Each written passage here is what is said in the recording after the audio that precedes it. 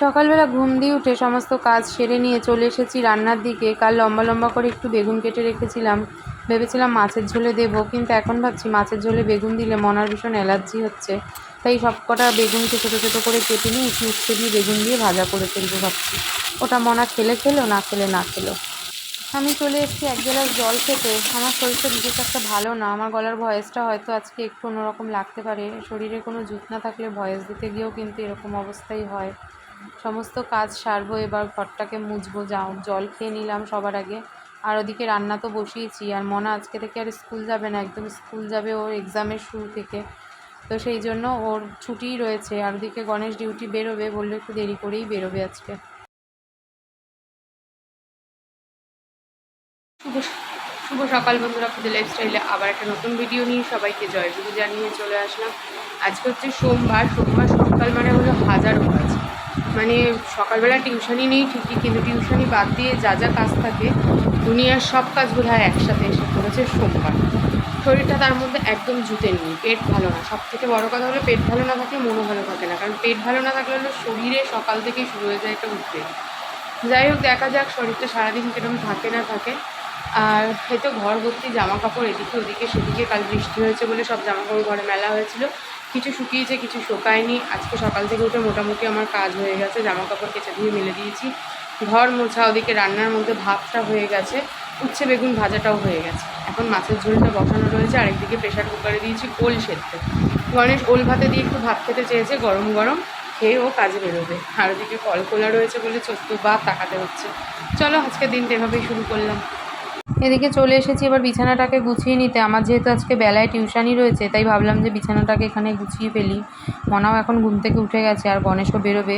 গণেশ আজকে পুজোটা দিয়ে যাচ্ছে। আসলে আমার শরীরটা বিশেষ একটা ভালো না, সেই জন্য গণেশকে বললাম। তা গণেশ বললো যে ঠিক আছে, আজকে গণেশ পুজোটা দিয়ে দিচ্ছে, দিয়ে ও ডিউটি বেরোবে। আর ওদিকে মনাকে বললাম তুইও স্নান করে নে, কারণ বেলায় আমার টিউশনই রয়েছে।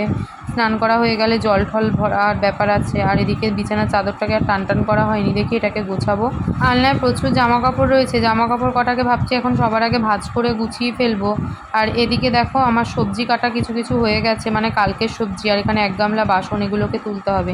চাল কুমড়োটা রেখেছি গণেশ যাতে ফালি দিয়ে দেয়, না হলে আবার ওটাকে কাটতে পারবো না, কারণ ওটা তো ছেলেরা ফালি না দিয়ে দিলে কাটা যায় না। এবার গণেশকে যদি মনে করে ফালি দিয়ে না রাখাই, তাহলে যখন কাটতে বসবো তখন আর এই ফালি দেওয়ার জন্য দেখা যাবে চাল কুমড়োটার কচি না থেকে বুড়ো হয়ে গেছে।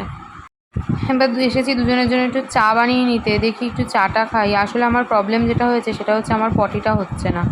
আর শরীরে পটি না হলে যে কী উদ্বেগ হয় সেটা তো তোমরা জানোই। এদিকে একটু আটা মাখছি যে একটু রুটি করব, যদি একটু রুটি খেলে শরীরটা ঠিক হয়, মানে রুটি খেলে শুনি পটি পরিষ্কার হয়। সেই জন্যই ভাবলাম একটু আটাটা চেলে নিয়ে রুটি করতে হবে, কারণ এখন আটা ময়দা সব কিছুতেই না, সেই বর্ষাকাল তো পোকা ধরে যাচ্ছে। এখন বাজে হচ্ছে বেলা 10টা।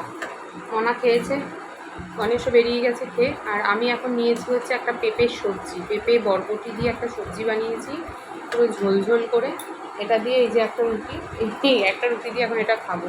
বললাম না সকাল দিয়ে আমার পেটের অবস্থাটা একদম ভালো না, তো আমাকে এখন এই নরম নরম খাবারগুলোকেই খেতে হবে। তো দেখি এই নরম খাবার খেয়ে যদি আমার পেটের গতিবিধিটা একটু ঠিকঠাক হয়। কালকে রাত্রে ইনো খেয়েছি, ইনো টিনো খেয়েও কোনো কাজ হলো না, গ্যাসের ওষুধ খেয়েও কাজ হলো না। দেখি এখন এই পেঁপের একটা নরম নরম সবজি খেয়ে, কারণ মা সবসময় বলে যে এই পেঁপে কিছু পেটের সমস্যা হলে এইটা খেতে। আমি মনাকেও দিই, মনার কখনো হলে আমিও আজকে খাই, দেখি আমার যদি সমস্যাটা মেলে। একটা অ্যাপ্লাই করছি, অনেক দিন পর আবার ফেস প্যাকটা বানিয়েছি। আগের সপ্তাহে বানানোই হয়নি, টক দই আনা ছিল না, টক দই আনা না থাকলে বানানো হয় না। এখন গণেশকে দিয়ে টক দই আনালাম, আনিয়ে এই যে আগে ফেস প্যাকটা এখন খাওয়া হয়ে গেছে, এখন মাখলাম।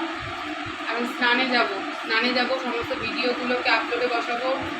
গণেশ পুজো দিয়ে গেছে, পুজো দেওয়ার চাপ নেই।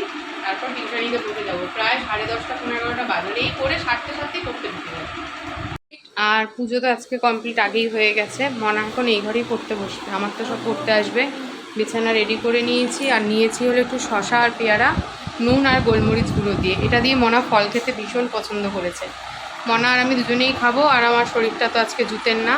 দেখে বোন ফোন করছে, দেখি কেন ফোন করছে। এখন বাজে হলো প্রায় 5:15 মতো। ঘুম থেকে উঠলাম, ওই ঘরে তো ঘুমাইনি, এই ঘরেই ঘুমিয়ে গেছি। ওই যে মনে এখনও কাটামুড়ি দিয়ে শুয়ে রয়েছে। ওই ঘরে মাদুর টাদুর যেমন পাতা ছিল পাতাই আছে, দরজাটা একটু খুলে দিলাম। আর এদিকে বসিয়েছি হলো চা, আমার জন্য একটু রচা বসিয়েছি, রচাটা নিয়ে পড়াতে বসবো। আজকে স্টুডেন্টরা সব তাড়াতাড়ি আসবে, 5টার সময় আসবে, সেই জন্যই আজকে তাড়াতাড়ি ঘুম দিয়েছি। আর ঘুম দিতে কথা জড়িয়ে জড়িয়ে যাচ্ছে, শরীরটা এখনও অবধি ভালো হয়নি, দেখা যাক কী হয়। গণেশকে বলবো নাহলে রাত্রে একটু ওষুধ নিয়ে আসতে। এইভাবে চলছে এখন আর কি। এখন শুধুই চা খাবো, এখন বিস্কুট মুড়ি কিচ্ছু খাবো না, পেটটা পুরো ভার হয়ে রয়েছে আমার, তো সেই জন্য এখন বিস্কুট মুড়ি কিচ্ছু খাচ্ছি না, শুধু একটু রচা নেবো, নিয়ে বসবো পড়াতে। তার আগে চুলটা একটু আঁচড়াতে হবে।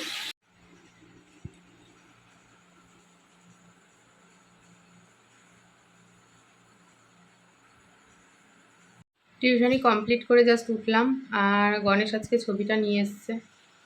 অনেকদিন ধরে ছবিটা আনবন্ধ করছিলাম, তোমাদের বোধহয় একদিন ভিডিওতে বলেছি যে বিভিন্ন কারণে বাধা আসছে, মনে হচ্ছে যেন আনা হচ্ছে না। আসলে শুধু বাড়িতে বসে বসে আমি আর মেয়ে এটাই ভাবি যে ছবিটা আসলে পরে আমরা কি করব, আমরা ছবিটা না দেখেই এত কান্না এত কষ্ট পাই। জানি না, না জানি ছবিটা আসলে আমরা কি করব। সত্যি মানে সেই দিনটায় আসলোই যে ছবিটাও নিয়ে আসা হয়েছে, কিছু বলার নেই, বলার কোনো ভাষা নেই আমার। মাসি এত ছবি তুলতে ভালোবাসতো, আর আজকে মাসি নিজেই ছবি হয়ে গেছে। এই এই যে ফিলিংসটা, এটা একমাত্র যাদের কাছের মানুষ হারায় না তারাই বুঝবে সত্যি, তাছাড়া আর কেউ বুঝবে না হয়তো। যাই হোক, চলো এখন কাজগুলো সারি। ঠাকুর বাসন মাজা বাকি। এই যে মনা সন্ধে পুজো দিয়েছে, আর আমি ওদিকে অনেকগুলো বাসন বেরিয়েছিল। মনা পায়েস মুড়ি খেলো, গণেশ খেলো। মনা হচ্ছে শুধু পায়েস খেলো, আমি আর গণেশ পায়েস মুড়ি খেলাম, চা টা খাওয়া হয়েছে। এইগুলো সমস্ত মেজে ঘুষে একটু লাইভ করলাম, করে নিয়ে এখন হচ্ছে ঠাকুর বাসনটা মাজবো, মেজে তারপরে রাতের দেখি রান্না বান্না কী করি। রাতে রান্না আজকে সেরকম কিছু নেই, একটু আলু সেদ্ধ ভাত এসব কিছু একটা করতে হবে আজকে। এখন বাজে হলো রাত্রি 11:30। গণেশ এইমাত্র জাস্ট বাড়ি আসলো, বৃষ্টিতে আটকে পড়েছিল, বাইরে বেরিয়েছিল, আর এমন বৃষ্টি যে উনি আর বাড়িতে আসতে পারেনি। খাওয়া দাওয়া কমপ্লিট, এখন করছি হলো ব্রাশ করতে করতেই চলো আজকে ভিডিওটা কিন্তু এখানেই শেষ করে দিলাম, কারণ অনেকটা রাতও হয়ে গেছে আর আমি চলে এসেছি ভিডিওর একদম শেষ পর্যায়ে।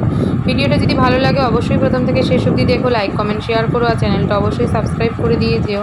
যারা এখনও আমার চ্যানেলটা সাবস্ক্রাইব করোনি প্লিজ চ্যানেলটা সবাই একটু সাবস্ক্রাইব করে দিয়ে যেও। আর ভিডিওটা যারা একদম শেষ অবধি দেখছে তাদেরকে বলি সবাই প্লিজ একটু প্রে করো আমার শরীরটা যেন ভালো হয়ে যায়। চলো আজকের মতন টাটা, গুড নাইট।